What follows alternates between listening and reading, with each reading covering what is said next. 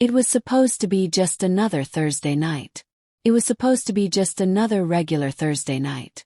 I had no idea that within a few hours, everything I thought I knew about my marriage, my home, my sense of comfort, would be turned upside down. If someone had told me that Chris's best friend would be the reason everything in our home would shift, I would have laughed. I would have brushed it off as ridiculous. Alex was practically family. But here I am, still trying to make sense of how one visit, one moment, changed everything. I was in the kitchen, stirring a pot of pasta on the stove. The scent of garlic and tomato filled the air.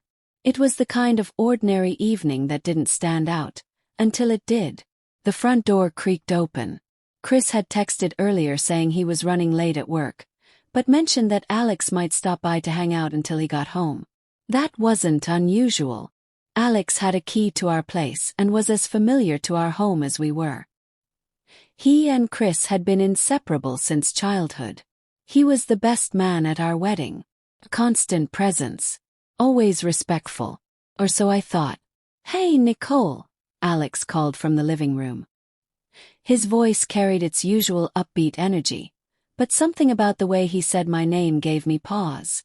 I peeked around the corner and smiled politely. "Hey, Alex. Chris isn't back yet." He walked in, tossing his jacket on the coat rack like he belonged. "Yeah, he texted me. Said I could hang out for a bit. Hope that's okay."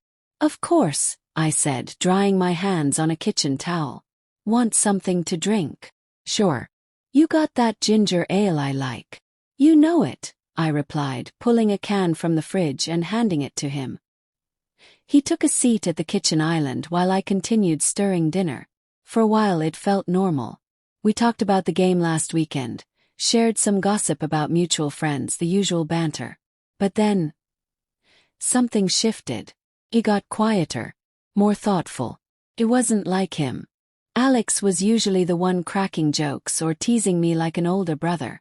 But that night his tone had changed, subtle but impossible to ignore.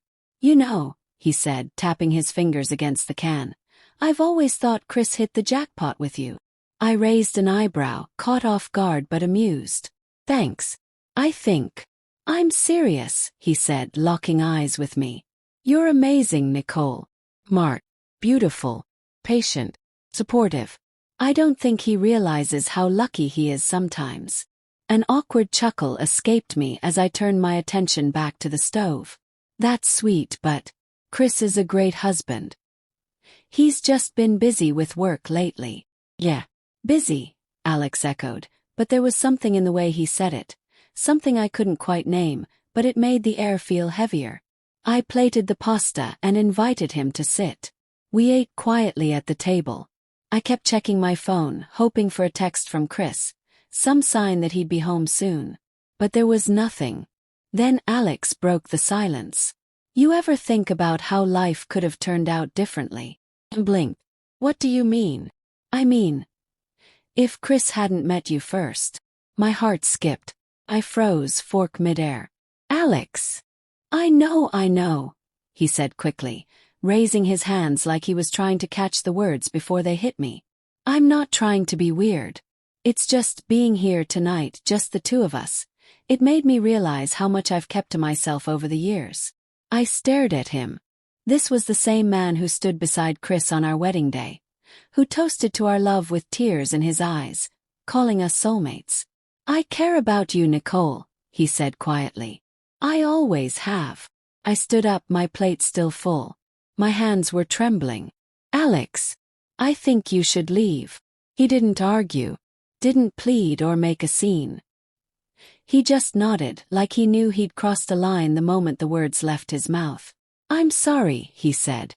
"I just had to say it. But I'll go." And then he was gone. No anger. No drama. Just a quiet exit and the hollow sound of the door clicking shut. I locked it behind him and leaned against the wood, heart pounding. My mind was racing. I didn't know what to do. Should I tell Chris? What if it caused a rift between them? What if it was just a moment of vulnerability Alex would never repeat? When Chris finally got home an hour later, he was tired. He kissed my forehead and thanked me for leaving dinner out. I didn't say anything that night. I just didn't know how. But things changed after that. Alex stopped coming around. No more game nights, no casual visits, no texts. Chris noticed, of course. He asked once or twice but didn't seem too concerned. Probably just swamped with work, he said. You know how he gets. I wanted to leave it alone. Pretend it hadn't happened. But the guilt sat like a weight in my chest. 3 weeks later I couldn't take it anymore. We were sitting on the couch when I told Chris everything. What Alex had said. How it made me feel. How I didn't want to keep it from him and risk letting it fester into something worse. He didn't speak for a long time. Just stared at the TV, unreadable. Then finally. I always thought he had a thing for you. I just didn't want to believe it. My breath caught. You did. He was always a little too eager to be around you, Chris said. I figured maybe I was overthinking it. Guess not. I felt awful like I'd betrayed Chris, though I hadn't done anything wrong. But he didn't blame me. He pulled me into a hug, whispered thanks for being honest. Still, something in our home shifted after that. Chris tried to reach out to Alex. Once, then again. But Alex never replied. A 20-year friendship quietly ended. Not with a fight, but with absence. Life moved on. Slowly. Chris and I got closer, if anything. Talked more. Made space for each other. Prioritized our time together in ways we hadn't in years. That night, in a strange way, reminded us of what we had. How fragile it could be, how easily taken for granted. Then, months later, on a quiet Saturday afternoon, there was a knock at the door. I opened it to find Alex standing there. He looked worn down, eyes shadowed with sleeplessness. I'm not here to cause problems, he said before I could even speak. I need to talk to Chris. Please. Chris stepped into the hallway. He didn't invite Alex in. They spoke outside for almost 20 minutes.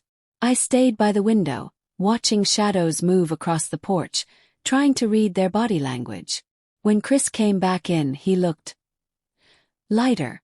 Not happy but relieved. He apologized, he said simply. Said he's been going through a lot.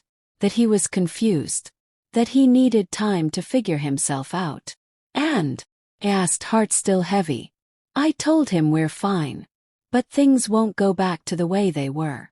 It wasn't forgiveness. But it was closure. We never saw Alex again. Maybe someday we will. Maybe not. But that night, what happened in our home changed everything. It ended a lifelong friendship. It tested our marriage. And it reminded us that even the people you trust most can surprise you in ways you never expect. But through it all, Chris and I endured. We came out stronger. And for that, I'm grateful.